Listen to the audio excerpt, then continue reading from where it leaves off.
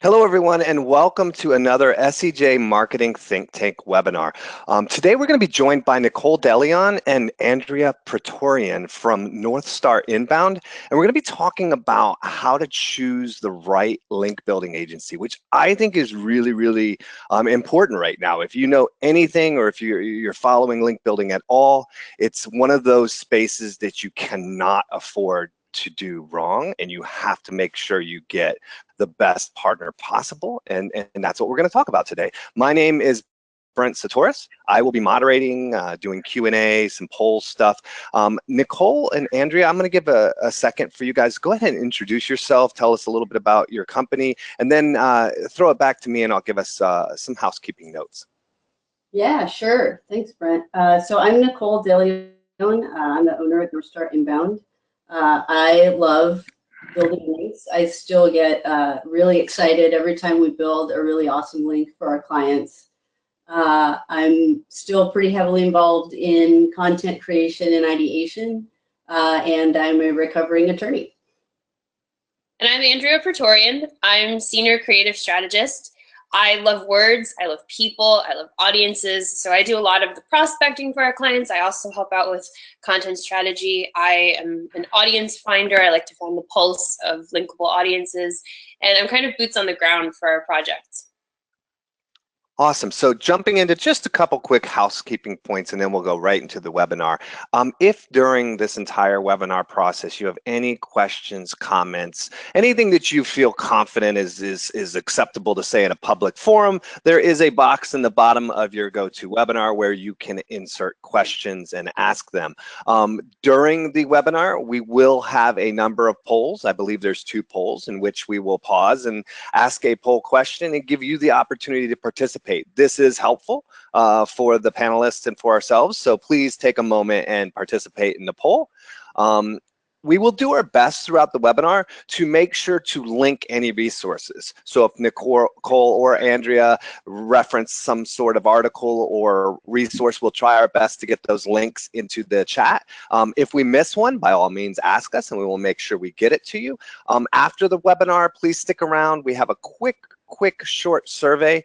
Doesn't take anything more than 5 minutes, and it's information that we actually use to improve the webinar process and experience. Lastly, this entire webinar is being recorded and will be made available through a recap post on Search Engine Journal. So without any further delay, let's dive into learning how to pick the right link building agency. Yay! Awesome. Thanks, Brent. So the first thing we're going to be covering today is what your reasonable expectations of service should be. Then next we're going to talk about some warning signs of trouble, your red flags, knowing when to break up with your link building agency, and then finally how to hire your next agency if you need to break up. All right, so first, let's talk about alignment. So alignment is probably the most important thing that you should expect from your agency, right? They should spend a lot of time trying to align with you. So what does that really mean? It just means that you have your agency partnering with you to understand and define goals at the outset of the relationship and then pretty much all the way through. And that means understanding how you're going to define success internally for yourself and your stakeholders. Is that just with the number of links? Is that with rankings and traffic? Do you have any other metrics that you're using to measure success, like referral traffic, domain authority, social shares, or anything else? So does it make sense? You want to ask yourself, does it make sense that the agency's strategies will help you achieve those goals? And will they be able to do it in the time frame that you expect? How well do you guys align? Yep. And then everything else is going to come back to alignment, right? Because if they've done that with you correctly at the outset, then it makes sense that everything kind of comes back to that. So the next one's transparency. And that's basically like, you know, are they answering all of your questions about their process where nothing is off limits, right? You should feel comfortable and understand their link building strategies, right? So link building and SEO, kind of sometimes in a shroud of secrecy. You know, people don't like to open, you know, open the vest and show you, you know, all their secrets. That really, you know, in 2018, that shouldn't be the case, right? You should feel very comfortable about how they're doing what they're doing, and just, you know, ask away. And if you feel hesitation on the other side, you know, that's not what you should expect in this day and age. I mean, don't hesitate to go after the level of transparency that you want, right? Like, ask them, how do you approach your content, your strategy? Who's writing the piece? When will I be able to chime in on the piece? Will I be able to? How are you going to promote the content? And again, pursue the level of granularity that you want into the process, and they should tell you. If not, that might be a problem. We'll touch upon that more later, though. All right, so the next one is communication. So communication should be delivered to you in a regular and consistent format, with the same KPIs and the same interval, right? So whatever you've agreed upon at the outset needs to be boringly, you know, the same in terms of the kinds of information and the interval. The absence of this, and we're going to talk about that, but the absence of this is a crafty way to hide bad news. And then the other thing what you need is high responsiveness to questions and concerns, right? So when an issue happens, or you have a question, you know, you don't feel like you're chasing them, and they're answering your questions right away. I mean, ideally, you would have them proactively handling the issues, right? So you shouldn't even need to get to the point of having to ask, because they've already reached out to you and they're like, hey, you know, we've been monitoring the temperature of your campaigns really closely, and it turns out this isn't going exactly as planned, right? And then they have like a solution in place, or a solution to suggest to you. You also want to make sure, on a kind of similar note, to always leave calls with action items defined on both sides. And you should really expect your agency to lead in doing this. They should be very clear about what their next steps are, and also what specific items they need from you so that they can proceed further with their work.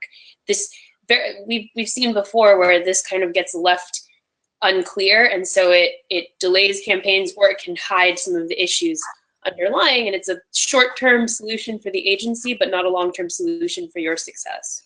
Yeah.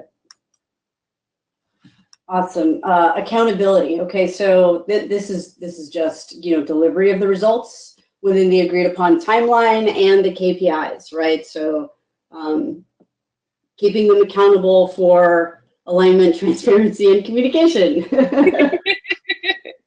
And when things aren't going great, are they quick to own up to campaign underperformance and provide you with a plan for what's next? Yep. Ooh, this is your favorite, Nicole. Yes, this is my favorite. Point of view. So your agency shouldn't be a restaurant with a menu, right? Like, hey, these are our strategies. Which one do you want? It's up to you. We'll do anything you want.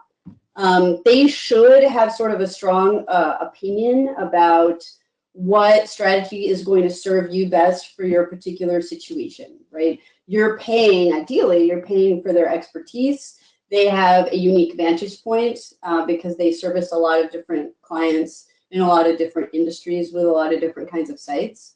So they should bring that, you know, to the engagement. And if they don't, then they may not have that expertise, and they may be tacticians, right? They may be experts in processes and procedures, but that's really not the entire value that you can capture from a link building agency. So, you know, you should always be seeking that point of view. All right, it's time for our first poll. Awesome, our first poll. I'm going to go ahead and launch the poll out, and you'll see now that you have it in front of you. And we're going to ask the question, how are you looking to scale your link building efforts? Are you looking to grow right now? Are you looking to keep them about the same, or are you looking to cut back? And again, would really invite everybody to just kind of let us know where you're at in that process as far as it comes to link building efforts. We have about half the people voting right now. We're going to let a little bit more roll in, give everybody about another 15 seconds, and then we'll go ahead and close it out. And I think we'll go ahead and close it out because I can see the results, and it's pretty dominated in one area. So let me share the results real quick on screen. About 91%. I would almost probably wager if we let that keep going, it'd be more like 95% of people are looking to scale link building efforts. So that is good for what we're talking about. Yeah, I can't say I'm disappointed with that result. Yeah, actually, so we ran a survey last year, and definitely most of the market is actually looking for ways to scale their link building. Cool. So the next thing we're going to talk about is link building agency warning signs. So the first one is that they always say yes. So everyone is excellent at some things, but most people aren't, and that goes the same for agencies. Most agencies aren't excellent at everything. So be watchful of the people pleasers that are eager to say no, yes, or too scared to say no. But always pay attention to what they mean when they say yes or how they say yes. And Andrea's going to talk about that. Yeah, so how do they say yes? What supporting evidence or caveats do they bring? That can be very telling about their expertise, their experience in your vertical or with your types of links, your types of link building projects. On a similar note, though, I would not be quick to write off a maybe, or even if your agency is hesitant, don't necessarily assume that means they don't know what they're doing. We're actually big fans of the let's do a little research and we'll follow up with you first, because we like to make sure that we do our due diligence and that we go through and give you a really informed perspective. And I'll tell you that usually when we're on like a brainstorming call or talking to a client, we'll have an idea and we'll have an idea of some potential issues or pitfalls, and we just want to make sure that we're spot on with those. So prudent caution is a good thing. Yep. So the next thing is they deliver perfect anchor text links to whatever page you want. So there's only a handful of ways to do that. In my experience, they all violate Google's guidelines. It's okay if that's something that you want to do. That's fine. You know, we're all grown-ups, and so if that's a risk that you want to take, you know, go to it. But you should at least be working with an agency that's transparent about that. And in our experience, it was sort of obvious that from time to time, prospects were a little confused. Andrea? A question that we get very frequently is, can you guarantee the links will stay? And so we don't own the sites to which we outreach, and so no, we can't make any promises about that, about the anchor text, so forth. But I always think it's interesting that we get asked this, because that suggests that agencies are not always upfront about it. And so, you know, our potential clients or some of our existing clients realize that they really have to push and question and ask for this and push to get an answer before they can find out. So. Yep, and there are agencies out there that are transparent about this practice. So if this is something you want to do, definitely go find somebody that's transparent about it. Okay, so they had no roadmap. So links are really what link building agencies sort of report on for the most part, but they're a trailing indicator of activity.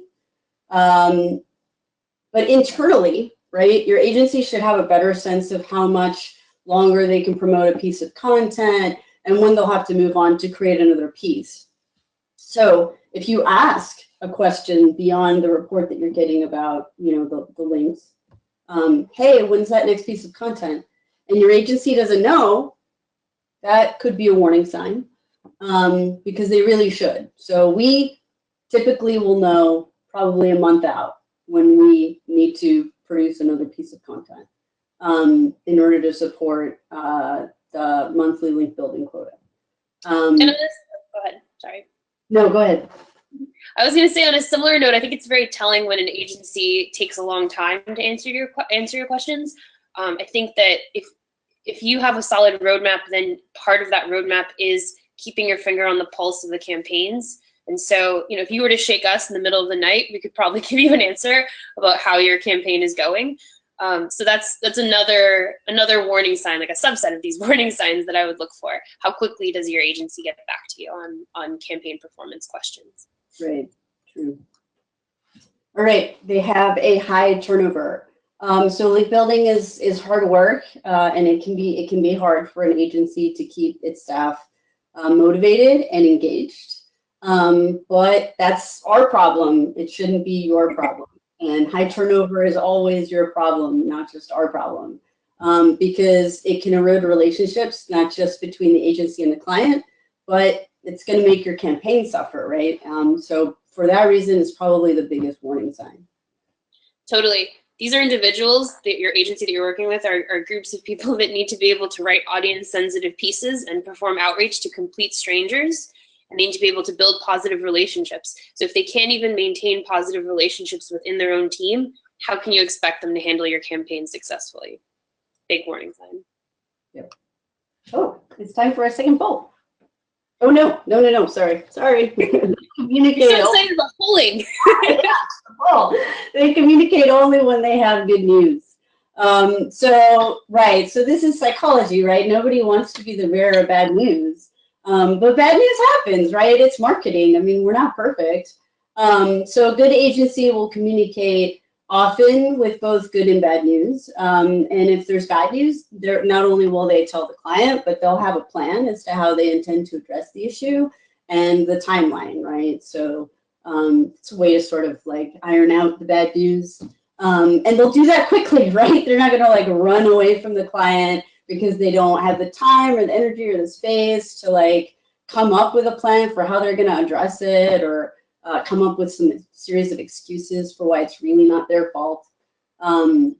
So yeah, many agencies will only send a monthly report, and they can even, the monthly report will only sort of highlight the wins. And so that can lead to the haphazard reporting style that isn't the same from cycle to cycle, and so that goes back to what I was talking about earlier. That if you don't have an agency that's delivering exactly the same KPIs at the expected interval, that it can be sort of a way of hiding bad news, right? So look for an agency that is using reporting to be transparent and hold themselves accountable, not one that's using reporting in order to sort of distract you from what they might be hiding. No sleight of hand. Yeah. Okay, now it's time for our sample. Yay! Awesome. And this is a pretty straightforward poll. Are you interested in learning more about link building services from North Star Inbound, which is, if you didn't realize already, who you're talking to right now, so or who you're listening to. So I'll throw this poll up and we'll get some performance from the group, and we'll start to see. The numbers are all over the place right now as people are voting, so we'll let everybody get their votes in. I mean, I think there's a clear, correct answer, but. Yeah. Well, I mean, for anybody that's listening as well, I mean, once we get into the Q&A, that's, I think, also an area where we're going to start to kind of have some fun as well. So, Andrea. All right, I'm going to go ahead and close the poll and share the results. The majority say yes. And some maybe, which means that the majority are at least interested. I think that's a great response. So I'm going to hide the results, and we'll continue along with the presentation. Cool. All right. So when do you break up?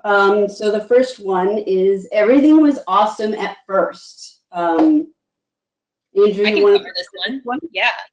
So everything was awesome at first. So initially, you and your agency had a great relationship. They were delivering fantastic links and awesome results. But as the campaign or campaigns went on, quality and frequency of links both started to diminish.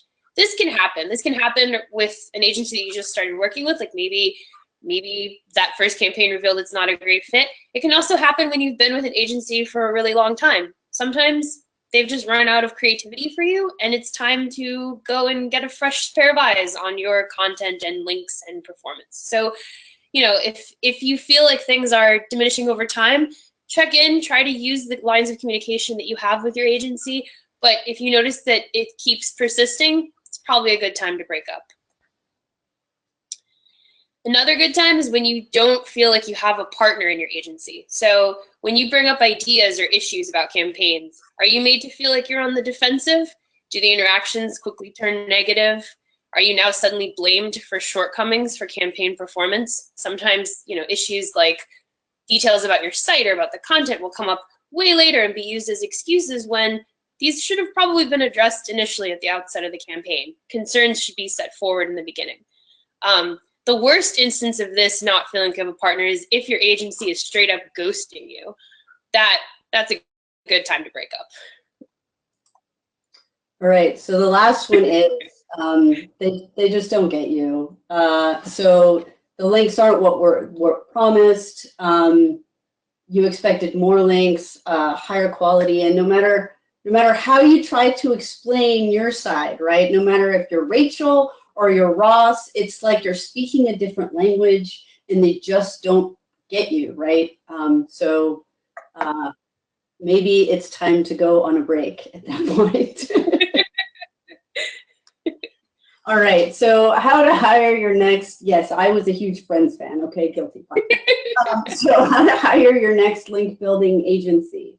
So we wanted to sort of capture a few broad categories of the kinds of questions that you should be asking as you're hiring your next agency. So do they walk you through the entire process from ideation all the way through to promotion and reporting? So that you really have a good sense of like what it's going to be when you actually start the work. Number two, do they try to get to know your company's objectives and sensitivities? You know, what are you trying to accomplish? You know, what are your KPIs and your metrics? Sensitivities is something like, you know, are you the SEO and you have like a content team that has completely separate and different goals? Are you in a regulated industry? And so all content has to go through legal. Believe it or not, we've had clients where that's the case. So all of that needs to happen. Do they work with you to establish clear campaign metrics that line up with those goals? Can they provide examples of previous work? So that can be a variety of different things. Case studies from past projects, testimonials, sample reports, so you understand how they're going to be reporting to you. Examples of previous content that they've created, niche and industry experience, you know, for other clients, etc. Does their communication advance accountability? Going back to what I was talking about before, right? So does their reporting style meet your needs? Do you know who will be handling your account, right? Sometimes the person that you're speaking to on the sales call isn't at all the person that's going to be handling the account. So before you sign on the dotted line, who's going to be handling my account? Can I meet that person? And then 6, when will you have an opportunity for feedback?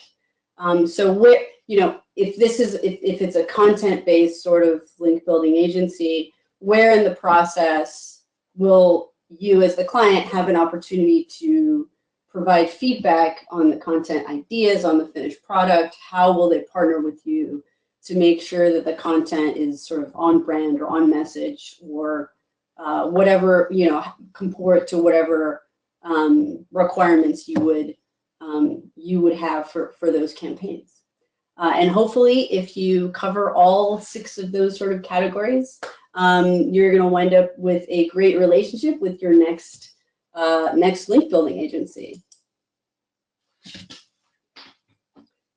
So that's it. Thank you so much for being with us today. We had a really good time telling you a little bit about how to hire your next link building agency and what to watch out for. And what questions to ask. Absolutely. And speaking of questions to ask, we have a number of questions. And so I want to just kind of dive in again as we're asking questions and answering questions. If you have more questions, throw them into the webinar box. And also we'll try to make sure any resources that get mentioned get dropped in there as well. So first question I want to ask, and this was asked a couple times from a couple different people, is it acceptable to ask for examples?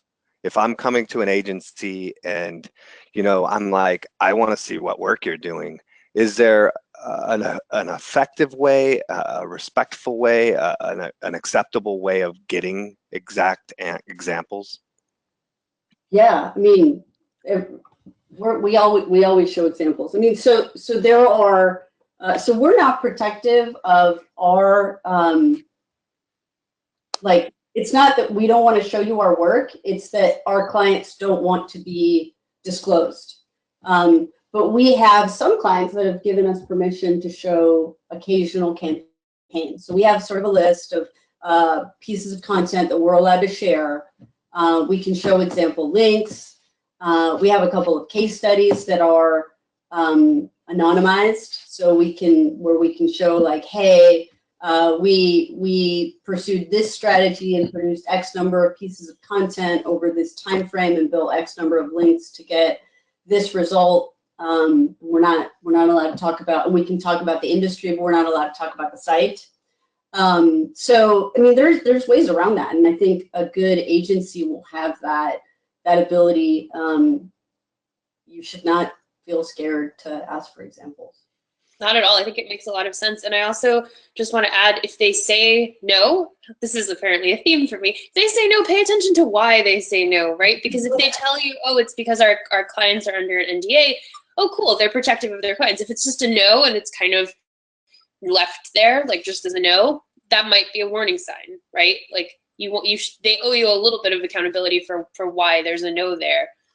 If you're about to spend a significant portion of budget with them, you have a right to know what you're going to pay for. So, right, and again, a lot of our clients are under NDA, have us under NDA, but there's ways around that, right? And so, we have anonymized information that we can share, so we can definitely share some things. There's always something that the agency should be able to show. But I don't get offended. Nicole, have you ever been offended if someone asks for an example? I think I like it. I think it's savvy. Yeah, I've never gotten offended. So if an agency is recommending, or let's put this in a different way, what do you guys recommend when it comes to directory links? Are directory links valuable? Do they still matter? Is it worth getting, et cetera, et cetera? I mean, I wouldn't pay a company like us for directory links, because we sort of specialize in like follow links. I know some directories maybe have follow links. There are other companies that sort of specialize in local citations, right? And they charge a far lower rate to go ahead and get those. And I think that if you are a local service provider, they're probably still worth getting. But they don't do the same job in terms of getting pages outside of the local pack or whatever to rank. But we don't, but that's completely outside of a service that we provide. And we're upfront about that during the sales process. I mean, we will tell you from the start that we don't. Yeah. We like to tell people no. No, I'm just kidding. Point of view. So that does lead into another question. When is it? And that's an important distinction you just made there. I mean, I think that most serious professionals tell people no. There's a time to tell people no. And so when is it, in your mind, detrimental to your marketing plans to continue link building? Is there a point where you actually continue building links, and how do you kind of deal with that? You mean for a specific site or a specific client? Yeah, is there old days, right? Hey, don't build too many links too fast, otherwise you can, get flagged, or, don't build too many links that are of a certain type. So people are like, oh, I want anchor text links. And you're like, yeah, but you're 90% anchor text in this one anchor. How do you deal with, well, the question is there a point when building links can be detrimental, and how do you deal with that? So I think that if you're building links at a human rate, so it used to be that you could build links too quickly because you could do so extremely easily, and you could use automated means to do so, right? So you could use Scrapebox to build a whole bunch of like comment links, and you could do so too fast. There were a million ways that you could build all kinds of links that involved no human. We don't do that. So we build what are called, we build at a human rate, that's what we call it. So I've never encountered a situation where any of our clients were penalized for building links at the rate at which we build links. I'm gonna knock on wood. Yeah, so we're creating actual content that we then put in front of people, and then people have to look at that content and decide that it is valuable. And we and for instance, so there are things that happen naturally for which sites don't get penalized. So for instance, if you close a big round of funding as a company, you tend to make news, and so you pick up like 600 links like that, right? Or on some of our PR campaigns, like you can get syndicated and get a whole bunch of links like that. Nobody gets penalized because that is an activity that Google understands as sort of a natural process. There are situations though where, like, every so often we will follow up with our clients and say, hey, let's have a meeting. We know that we're building these links for you. We understand that you are telling us that you're happy with the quality of the links, but we want to know more. We want to understand what's happening internally. Like, how much is your traffic growing? What is happening to your rankings? How are these campaigns sort of influencing those KPIs? And, if they tell us that, if they tell us information that's not what we would expect, we either say, okay, well, we need to build more quickly, or we say, hey, you know what? I think your content is not like your content on your sales pages, your SEO landing pages needs to be a bit longer. Look, like, we're not on-page specialists, but we took a look, and these other folks really have these longer form pages. Maybe you guys need to look at that. So there have been some instances where an account is put on pause for a couple months while SEO budget is dedicated to another activity, only to come back and double down on link building. You made a comment. You made a comment which I think is an interesting comment, and you kind of segmented that your specialty is link building. And there's other areas of this where there's specialties that can come into play. A lot of people are jack of all trades, but I've always felt that, outbound marketing and link building are two fields that you need people 100% dedicated to because of the focus of it. What is it that, and this question that we have here was actually specified directly for you, but it was also about what link building agencies in general would provide. What's the typical engagement and services that are provided? You mentioned, and I'm going to add a second kind of part to this to answer in the same answer, but do you take content that's already existing and then go build links to it? Are you building content specifically for a place you can get a link from? Like, what do you provide as a service, and how do you, what should people expect from link building companies as a service? I'm like, I want to pounce on this. Yeah, go for it. Our content marketing is audience first, and that's something that we take great pride in. So there's content for us, for our link building purposes, is not good unless there's interest in it and unless it can earn links. So when we are coming up with our content strategy and content ideas, we are always mindful and actively researching the audiences that will link to it. So that gets baked in from the very start. Because I heard you ask that question about, how are you factoring that in? So we're always thinking, we're always aware. And I've, on sales calls, I've even used the example that I love, which is, let's say I wrote a piece about basil, like a really authoritative, I love cooking. So basil is an herb. And say I wrote a really, really good encyclopedic article on basil that was extremely thorough, had a lot of links, had like a detailed history and map of like all the different types of basil. If no one is actively linking to resources on herbs, this piece is not going to perform. It's going to be kind of useless. So an audience first approach might be, okay, client, you work in the food area, like in the realm of food. What questions are there that exist right now about food? How can we tie that into your mission? And how can we look and find audiences out there that are actively linking to things, what types of things are they linking to? Are they linking to recipes? Are they linking to histories of herbs and other cookware maybe? You know, how can we tap into what they're missing from what they typically link to and build content that aligns with that? So this audience first approach is critical to our success. Yeah, one of the things on that I always liked, and it's a lot of hard work, and so I've never been able to do it, but I always thought it would be interesting, is identifying what content is actually getting linked to a lot that is time sensitive. So that it's like a yearly report, right? I know there's 400 links that are high quality coming to this report from last year. Why don't I create a new report and then contact all those people to let them know I have new information? Right, you know, so it's like that was always something that I thought was really interesting. But from a services standpoint, you obviously do content creation. You know, what other things do you, I mean, and Nicole, you mentioned that you have a legal background, which I think is really, really interesting, especially in this space. What kind of advice, what kind of services, what does somebody expect when they work with you?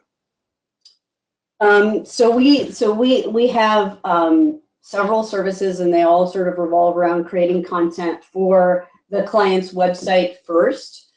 So what does that mean? That means that we don't do any kind of guest posting. There are lots of other agencies that engage in that service, and that's not a service that we provide. We like to constantly be pushing ourselves to do things that we think is where, you know, it's going in the direction of where content marketing is headed, and we believe that guest posting is the past. So we always want to be kind of headed towards the future.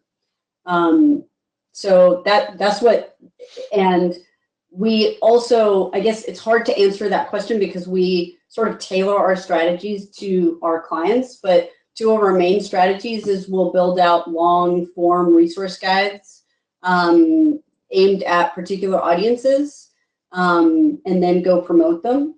But we'll also create sort of data-driven pieces and then promote them to the media.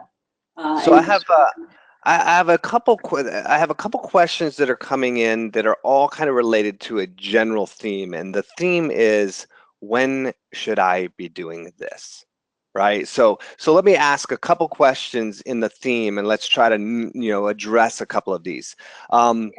When is my company big enough, old enough, and in the right position to start doing link building? Like, do I really need to do this now, or is it something that I only do when I'm at a certain point in the life cycle of my website? What would be the kind of budgets that I would need to have to really be effective in starting? Obviously, everybody wants to spend as little as possible, and obviously every agency wants as much money as possible, but what's a reasonable kind of starting point? And I think those two, and you can kind of allude to any other things, but when is it important to start? What's the budget I should be looking at? What's the expectations I should have as my first time going into this? So you should probably start link building for yourself without hiring an agency as soon as possible, and engaging in things like just talking to other businesses and seeing if the relationships that you have today you can leverage into a handful of links. So just think about, like, who do you do business with? Can you offer a testimonial? I mean, there's different relationships that you already have that you might be able to also just think about link building in the back of your mind. So that's one thing. Second thing is, we have, you know, and most agencies will have minimums that will allow you to get started at a fairly affordable rate. However, surveys that have been recently run, including our own enterprise link building survey that we ran last year, indicate that the most effective budgets, or the people are spending between $5,000 and $20,000 a month on SEO / link building, are the ones that are getting are the ones that are most satisfied with their campaigns. The ones that are spending less than that are sort of frustrated. That's sort of understandable, because content marketing, effective content marketing, can be sort of expensive, not just to buy, but like on the agency side, to just to give you, just to deliver that as a service. But that doesn't necessarily mean that you shouldn't, if you have a more modest budget, it doesn't mean that you shouldn't start If you don't start, you'll never finish, right? You'll never win. You just should have more modest expectations for that ROI, right? So you could say, okay, well, I'm going to spend $2,500 a month because I really can't afford to spend more, but I'm going to do this because it's, quote, the right thing to do, and I'm not going to really expect to see a ton of ROI for a while. And again, your results really, it matters what industry you're in and how competitive it is. And these are broad generalizations. $2,500 a month for 6 months might be exactly what you need, right? Yeah. So that kind of adds on, that last statement adds on, how long do I do link building for? Is there a goal that I'm trying to hit? Is there a time period that I need to go before I'm done? Is it heavy up front and then it scales off? You know, how's the future timeline of my link building experience? Link building goes on forever. No, what you're trying to do is you're trying to catch your competitors. So you kind of look at their backlink profile and see like how many backlinks they have, like how many unique referring domains they have in their profile compared to yours as a sort of a very, very rough guide. And you're trying to kind of catch them, and then once you've caught them or you're ahead of them, you're trying to make sure they don't catch up to you. Yeah. Yeah, I knew one company that was one of the top contact companies in the entire space, and they were in number one, and so they were very happy with that until they checked and they were in number 14, and they weren't happy anymore. And it took a lot to get back on track because now they were behind. So I definitely think once you get in the number one spot, there's no point in getting there just to watch it fall off, you know. Well, you So I lose, think, right? You lose yeah, you links. lose links over time. And we've seen that as well. You start looking at referral traffic and people are like, well, we're losing traffic. Where are you losing traffic from? Oh, it's all your referral traffic. You're losing links, you know, and you're losing that traffic and you haven't gained new ones. So I definitely think that that's an interesting space. There's a couple questions about what are appropriate link building tactics. Do you guys want to just speak to like one or two tactics that you think are current, valuable tactics, and maybe one or two tactics that you think are warning signs, like this is no longer working? And I think that might answer those questions. Well, I think, obviously, well, no, go ahead. I was gonna say that writing authoritative, well-researched content like we do, that and presenting it to relevant audiences, that and sort of compelling them to link because of how good it is, that is a great approach, right? Like we don't even ask for the link, right? We just present the content, and it's that good. I'd say that is a great place to be in. Nicole, what were you going to start with? Yeah, so obviously, like we engage in the tactics that we believe are good. So Andrea kind of talked about one of them in general, or both of them really. But so the ones that I think are sort of disfavored, or that I think are on their way out, are really guest posts, and I kind of alluded to this earlier. So it's harder and harder to get quality guest post opportunities, and it's like the same handful of blogs that are still accepting guest posts, and so increasingly they're getting hammered by all the agencies that are still engaging in the service, and so it's kind of devolving as a practice. Well, the problem is that the places like Search Engine Journal, we thrive off guest posting, right? But we're also extremely strict on links. So you're not likely to be able to come into Search Engine Journal and put a link into content that is going to be paid or is going to have an agency initiative, because we're super hardcore on that. And I think a lot of the other major sites are. So I think that, from a link building standpoint, you found places where you can still guest blog but don't let you link, or you find places that you can link to that are just not worth being a part of. Right. Sorry. Yeah. So just purely from a link building standpoint, if you're trying to get like good follow links, guest posting isn't really something that that's gonna get you the results that you're looking for.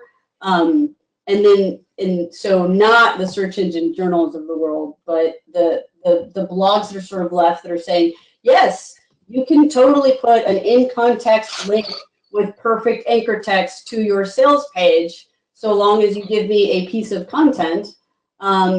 Exactly.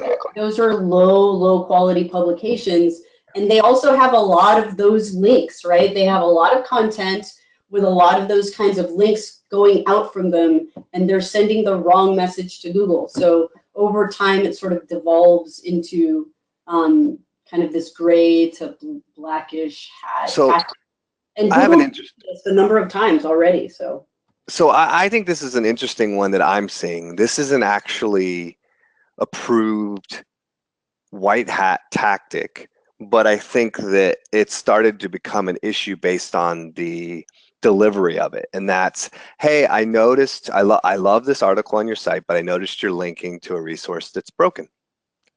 I happen to have a resource that would solve your need. Would you be interested in swapping out the links to my link, right? This is a tactic that I think there's nothing necessarily wrong with. It can be generally helpful. But what happens is we take the spammer mentality and we apply a white hat tactic and we go overboard. So now I've got 17 emails from the same person saying, hey, you didn't respond to my other 15 emails about replacing that resource link. Are you going to maybe do it now that I've emailed you 16 times? And I'm not responding back as I'm report spam, like 7 different times. So I think that what I would say is that even white hat tactics, even really authoritative and quality tactics can be abused. And so it's not necessarily always the tactic, it's the intent as well. yeah, sure. And chances are either, yeah, you probably, you know, I mean, I like to follow up, but yeah, 17 times is probably a little excessive, that's for sure. Even for me, I'm You should probably look in the mirror. Probably look in the mirror and decide whether or not your replacement content really was good. Exactly, right. So what are some interesting question in here? What are some best practices around engaging a link building firm in partnership with a old school PR team? I'm at a company, I want to engage with you, but I need you to work with my old school PR team. How do you work in conjunction with that, or is that okay, or how do you feel about that? I mean, I think that's okay, but that is actually a question that we're trying to solve. So I guess we don't have a really good answer for you just yet. You know, so far the PR agencies, like the in-house, the PR departments or the PR agencies that we've had the pleasure to work with, they just don't. They're not built to think about the follow link, and so all of their processes and procedures don't really operate around that.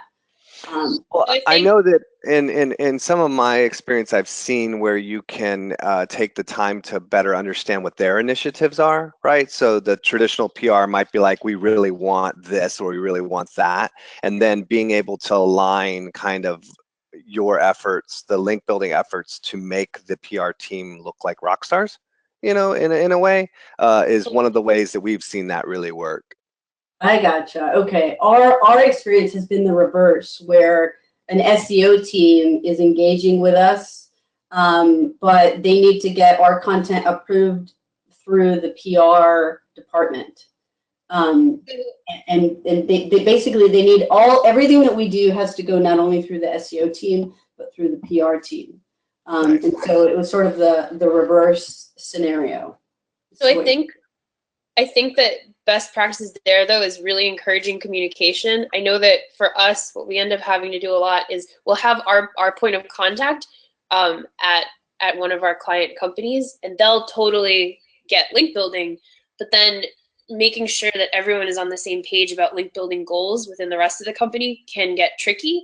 So the more access we have, we don't want to step on anyone's toes, but the more access we have, because we're so experienced in explaining what we do and what our goals are, the more access we have to those other players that are are giving input and that need to okay the content, and that are also brainstorming on the project, the more access you give both parties to each other, the better the outcome will be, because they need to have that open avenue for communication and for collaboration.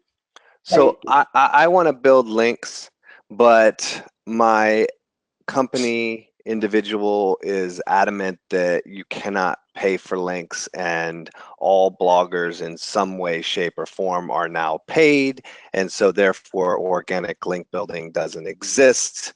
Is that true? What would I say to that individual in my company? What would be your answer to the claim that all link building is paid because the bloggers are paid in one way or another? I mean, if they are, if that is what they believe, and there's nothing that you're painting the worst possible scenario. There's nothing you can say to make me believe that that person's not paid. Well, we can show a person example links. So especially for a lot of our strategies, it's either media publications that. I mean, I suppose that maybe in this day and age of fake news, you would believe that NBC News gets paid for all of their links, maybe. I don't know, but so we can show them examples of those kinds of placements. We can show them examples of libraries, municipalities, universities. So not sort of non-blog, not outside the blogosphere, so to speak. Yeah. So we can do that. Well, I think there's also a clarification that, link building as far as a black hat element is paying for physical links. I mean, a lot of the examples that, Danny or Gary or any of those, people who are really close to the source on this for a long time would say is that they don't want you to be able to pull out a credit card, swipe it, and all of a sudden you have links, right? But if somebody's being paid as a blogger or they're being paid as a media expert, that's not the same thing. You're still earning those links. You're not buying the links itself, and so therefore it's not violating the terms of service when it comes to link building with Google. And I think something I would do is, if I were talking to this person, I would explain our process of link building. I think that this is a major moment for transparency about how we build our links, because we're not paying for links, and right. We're not using blog. Like, there are so many things about what you said that assume things that are not how we operate. So I think I would want to take a step back, hop on a call, and walk them through our process and show them what white hat link building is. Yeah, because if we were just taking out a credit card and paying for links, like we really wouldn't put together like data-driven content pieces where we have to go and survey 2,000 people, or why would we bother? I have a lot less to do every day. Writing a resource guide that was like 5,000 words, right? Like, if we're just. I think we have time for maybe one or two more, and that's what I really have here is two really, one really good one, and then another one I haven't fully read yet, but it's probably a good one too. This is one that actually I think is an interesting one. I own and run a section of a website, so I have a subdomain, and that's my world. I don't have a lot of authority on the subdomain, and I'm not getting a lot of the authority from the root domain, right? So my subdomain is orphaned, it's on its own. Does it still make sense to build links to a subdomain? Would that be the tactic? How would I deal with building authority for a subdomain? Yeah, so you got to build links to the subdomain, right? Because Google doesn't always. I think that it doesn't always give you the authority of the domain that you're on. Sometimes it passes some, other times it passes none. So you have to independently sort of. It looks like in your case it's not passing that authority, so you need to independently build up the authority of the subdomain. And I mean, yeah, creating great content and building links to it is pretty much the way to get that done. Another interesting way you could look at that is you might also build links to the main domain where it's linking to the subdomain. Yep, if that doesn't flow through, right? So you can get a flow through from certain places. But I think, I think Google's standpoint on subdomains is that, their stand is that they are individual sites in all intents purposes. So if you're trying to build authority for a subdomain, then you have to build links to it. Last question I think that we have time for. I've been dealing with a number of different agencies recently, some who have strategies like yours that are data-driven, thought out, kind of tactical approaches to link building, and others that are basically keyword driven, like tell me the keywords you want and we'll build links for it. What do you say about the two types? What do you, I mean, obviously you favor your environment, but what do you think about agencies who are just really, or my guess is when they say agencies, these are probably like Fiverr groups, you know, where it's like, oh, we're going to build you, you know, 1,000 links for this, you know, specific keyword. No, What do you think about those? there are agencies that are, there are whole agencies that are engaging in keyword driven link I mean, there's brokering. I mean, they're link brokers essentially, to my knowledge. What do you think about those? I mean, what is your opinion on that? Without, I mean, obviously we're not going to get into names of agencies, no, but my opinion is we're all adults, right? Like we all know what the rules are. We all know what the risks are. We should, right? So just travel with care, but just understand that, you know, you may be building a house of cards, right? So if you don't today have rankings and traffic and you're engaging in these violations of Google in order to gain that rankings and traffic, know that you may be building a house of cards that can come crashing down at any moment, after you get there, before you even get there, at any moment. If you happen to be an SEO manager of a very large company, and you know you have a brand and maybe you're kind of moving into more and more SEO activities and you're thinking about engaging in these activities, just understand that there are, you know, millions or hundreds of millions of dollars in revenue that you are potentially placing at risk. You know, sometimes you can come back from a penalty. Sometimes you can't very easily. It's not fun. You do not want to. I mean, at this day and age, I think it was even 3 years ago, maybe even 4 years ago, where, you know, I'm not going to say who at Google, but Google as a whole basically said, look, your grace period's over. Like, we've given everyone a lot of notice, a lot of opportunity, and at this point, if you get caught, we're not. There's no more excuses. You know, you're caught, and we're not going to bother telling you you're caught unless we know that you violated the rules. And so I think at this point, it's become such an issue that I personally refuse to do anything that's even gray hat when it comes to link building. It's just not worth it, in my opinion. Right. But that's my personal opinion. Like you said, I mean, everybody's an adult. Choose your risks. But I think that at this place, the web's not some small little thing that you really want to lose access to and have to start over. And I've seen huge billion-dollar companies fold over things like this. Lose everything. Every company, you can get penalized, right? Like this happens, right? Your name brand won't save you.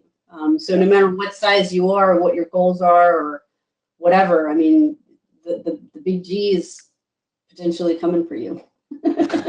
Well, that runs out our time. I want to thank both of you again for taking the time to kind of walk through this. I know this, again, is a space where a lot of people, whether they want to admit it or not, have bumped up to that place of saying, I need to build links and I need help doing it. And who do I choose and how do I choose them? So I think you answered a lot of really good questions and gave a lot of really good points on how to pick a good agency. And I'm sure a lot of people listening here will be contacting you for more information. Awesome. Thanks, guys. Really appreciate your time. Thank you. Have a great rest of your day.